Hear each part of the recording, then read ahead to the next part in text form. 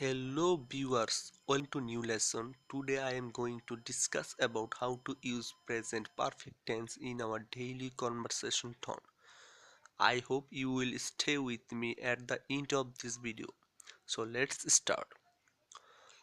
এখনো যারা আমার চ্যানেলটি সাবস্ক্রাইব করেনি তারা অবশ্যই আমার সঙ্গে কানেক্ট থাকার জন্য এবং আমার নেক্সট ভিডিওগুলো পাওয়ার জন্য অবশ্যই আমার চ্যানেলটি সাবস্ক্রাইব করে নেবেন।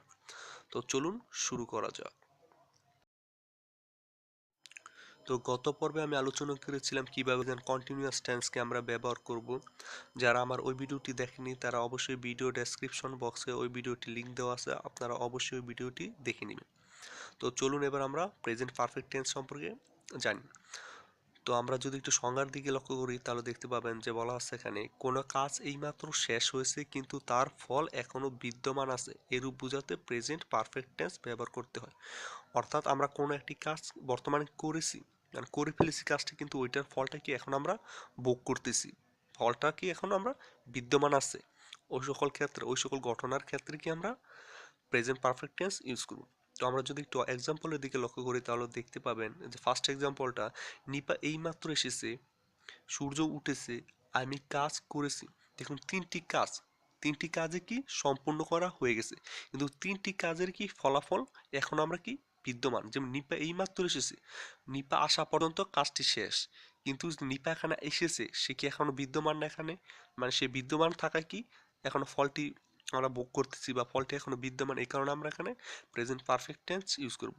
যেমন সূর্য উঠেছে, মানে সূর্য এই যে উঠেছে, এই উঠা পর্যন্ত সূর্য উঠে গেছে, মানে কাজটি শেষ কিন্তু সূর্যটা এখন কি বিদ্যমান, এই কারণে আমরা প্রেজেন্ট পারফেক্ট টেন্স ইউজ করব। তো চলুন এবার আমরা প্রেজেন্ট পারফেক্ট টেন্সের স্ট্রাকচার এবং কিছু এক্সাম্পল দেখি। তো প্রেজেন্ট পারফেক্ট টেন্সের স্ট্রাকচারটি হবে প্রথমে subject plus have has plus ভার্বের past participle form plus object. ঠিক আছে, তো আমরা যদি ফার্স্ট এক্সাম্পলের দিকে তাকাই তাহলে দেখবেন I have done my duty.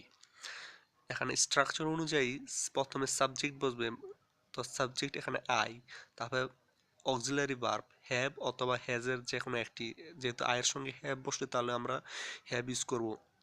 তারপর হচ্ছে ভার্বের পাস্ট পার্টিসিপল ফর্ম, তো ডো এর পাস্ট পার্টিসিপল ফর্ম হচ্ছে ডান, সেখানে আমরা এখানে ডান ইউজ করেছি। এবং মাই ডিউটি, এটা মাই ডিউটি কি আমাদের অবজেক্ট। তো I have done my duty মানে কি আমি আমার দায়িত্ব পালন করেছি। দেখুন এখানে যে আমি আমার দায়িত্বটি পালন করেছি মানে কি আমি বর্তমানে দায়িত্বটি পালন করে ফেলেছি, মানে কি কাজটি শেষ, কিন্তু এই যে আমি দায়িত্বটি পালন করলাম এটার কি আমাদের ফলটা এখনো বিদ্যমান আছে, মানে কি আমার দায়িত্ব পালন করার ফলটি কি এখনো বিদ্যমান, এই কারণে আমরা কি এখানে প্রেজেন্ট পারফেক্ট টেন্স ইউজ করেছি। তো সেকেন্ড উদাহরণটার দিকে যদি একটু দেখান যে I have come just now, আমি এইমাত্র এসেছি। দেখুন I have come just now, আমি এইমাত্র এসেছি, এই যে আমি এইমাত্র আসলাম মানে আমার এই যে আসা পর্যন্ত আমার কাজটি কমপ্লিট, কিন্তু আমি এইমাত্র যে এসেছি এখনো আমি বিদ্যমান আছি, মানে কি আমার কাজ শেষ কিন্তু আমার ফল বিদ্যমান, এখন আমরা এখানে এই কারণে আমরা এখানে প্রেজেন্ট পারফেক্ট টেন্স ইউজ করছি। তো থার্ড উদাহরণটার দিকে যদি একটু লক্ষ্য করেন I have already seen the film, আমি আগেই ছবিটি দেখেছি, মানে কি ছবিটি আমার দেখা শেষ, কিন্তু এই যে দেখলাম ছবিটি দেখার ফলটা কি আমাদের বিদ্যমান না, এই কারণে কি আমরা এখানে প্রেজেন্ট পারফেক্ট টেন্স ইউজ করছি, এই কারণে আমরা বলি I have already seen the film. তো ফোর্থ উদাহরণটার দিকে যদি তাকান তাহলে দেখবেন the lamp has gone out, মানে কি প্রদীপ নিভে গেছে। দেখুন the lamp has gone out, প্রদীপ নিভে গেছে, এই নিভে যাওয়া পর্যন্ত কাজ শেষ মানে প্রদীপটি নিভে গেছে, কিন্তু নিভে যাওয়া কি এখন ফলটা বিদ্যমান না, এই বিদ্যমান থাকার কারণেই আমরা কি এখানে প্রেজেন্ট পারফেক্ট টেন্স ইউজ করছি। এরকম যে সকল ঘটনা আমাদের ঘটে গেছে কিন্তু বর্তমানে ঘটে গেছে কিন্তু ওই ঘটনাটার ফলটা এখনো বিদ্যমান আছে, এই সকল ক্ষেত্রে কি আমরা প্রেজেন্ট পারফেক্ট টেন্স ইউজ করব।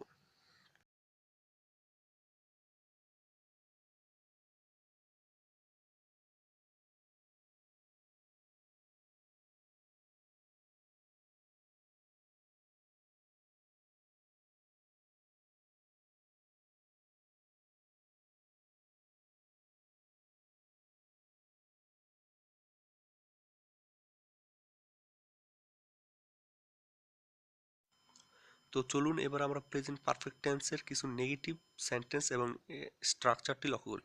তো নেগেটিভ স্ট্রাকচারটি হবে প্রথমে subject plus have has plus not plus ভার্বের past participle form plus object. অর্থাৎ এখানে শুধু আমাদের অক্সিলারি ভার্বের সঙ্গে নটটা ইউজ করলেই আমাদের নেগেটিভ স্ট্রাকচারটি হয়ে যাবে। তো ফার্স্ট এক্সাম্পলের দিকে যদি আমরা তাকাই তাহলে দেখতে পাবেন she has not told me anything, সে আমাকে কিছুই বলেনি।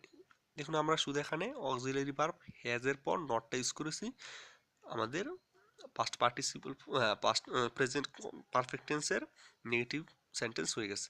তো দেখুন সে আমাকে কিছুই বলেনি, মানে কি সে আমাকে কিছু বলেনি, এই যে বলেনি এই পর্যন্ত কাজ শেষ, কিন্তু এই যে না বলার কারণে কি আমি কিছু জানতে পারিনি, মানে এটা কি ফল্ট এখনো বিদ্যমান। এই কারণে আমরা এখানে প্রেজেন্ট পারফেক্ট টেন্সের নেগেটিভ স্ট্রাকচার ইউজ করছি। তো সেকেন্ড উদাহরণটার দিকে যদি একটু তাকান, Albi has not done the sum, মানে আলবি অঙ্কটি করেনি। Albi has not done the sum, Albi অঙ্কটি করেনি।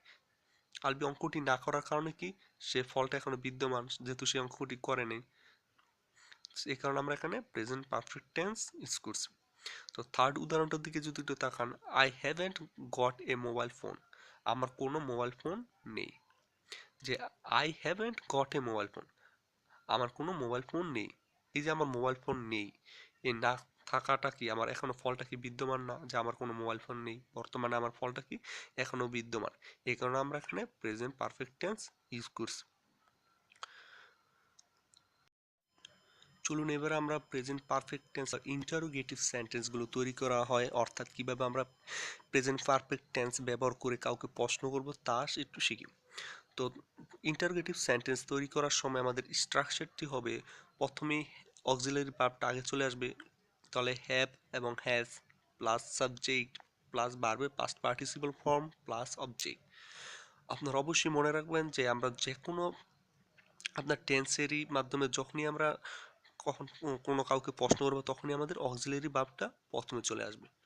তো আমরা যদি ফার্স্ট এক্সাম্পলের দিকে তাকাই তাহলে দেখবেন have they got a garden, আমরা এখানে প্রশ্ন করছি have they got a garden, তাদের কি কোনো বাগান আছে, আমরা এখানে প্রশ্ন করছি। দেখেন এখানে প্রশ্ন করার কারণে আমাদের অক্সিলারি ভার্বটা আগে চলে এসেছে, তারপর কি আমাদের সাবজেক্ট দে, তারপরে গট এ গার্ডেন, মানে গটটা এখানে ভার্ব, এ গার্ডেন মানে কি অবজেক্ট।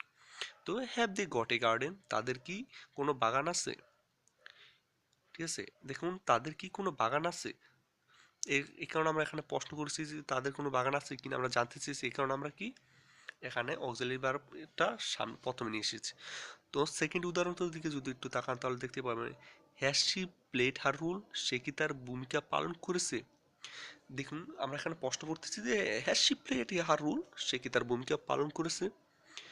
দেখুন এই দুটো উদাহরণই কিন্তু আমরা দেখবেন সবগুলো উদাহরণই কি আমাদের বর্তমানে কাজগুলো হয়ে গেছে এবং এগুলোর ফল এখনো বিদ্যমান আছে, মানে এগুলো আমরা জানতে চাইছি যে সে কি কাজ তার ভূমিকা পালন করেছে, মানে সে তার ভূমিকাটি পালন করা হয়ে গেছে, এটা আমরা জানতে চাচ্ছি যে তার ভূমিকাটি পালন করা হয়ে গেছে কিনা ঠিক মতো, ঠিক আছে। তো থার্ড উদাহরণটার দিকে যদি একটু তাকান তাহলে দেখতে পাবেন have you prepare the breakfast, মানে তুমি কি নাস্তা তৈরি করেছো। Have you prepared the breakfast, তুমি কি নাস্তা তৈরি করেছো। দেখুন আমরা এখানে প্রশ্ন করতেছি যে have you prepare the breakfast, তুমি কি নাস্তা তৈরি করেছো। যদি সে নাস্তা তৈরি করে থাকে তাহলে কি তার ফলটা কি বিদ্যমান না। যদি সে করেও থাকে অথবা নাও করে থাকে তাহলে কি একটা ফল আছে না, যদি করে থাকে সে তাহলে সে অবশ্যই খাবারটা তৈরি আছে, আর যদি না করে থাকে তাহলে খাবার তৈরি নেই, মানে ব্রেকফাস্ট তৈরি নেই, তাহলে কি এটা দুইটাই কি ফল বিদ্যমান আছে। তো আমরা এই কারণে এখানে প্রেজেন্ট পারফেক্ট টেন্স ইউজ করে আমরা প্রশ্ন করব যে have you prepare the breakfast, তুমি কি নাস্তা তৈরি করেছো, ঠিক আছে। এইরকম যে সকল ঘটনা আমরা মনে করেন ঘটে গেছে কিন্তু ওই সকল বিষয় আমরা জানতে চাচ্ছি, তখনই আমরা কি প্রেজেন্ট পারফেক্ট টেন্স ইউজ করব। তো আশা করি আপনারা আমার কথাগুলো বুঝতে পেরেছেন। যদি আপনাদের আমার ভিডিওটি ভালো লাগে থাকে তাহলে অবশ্যই লাইক করবেন এবং আমার চ্যানেলটি সাবস্ক্রাইব করবেন। ধন্যবাদ সবাইকে।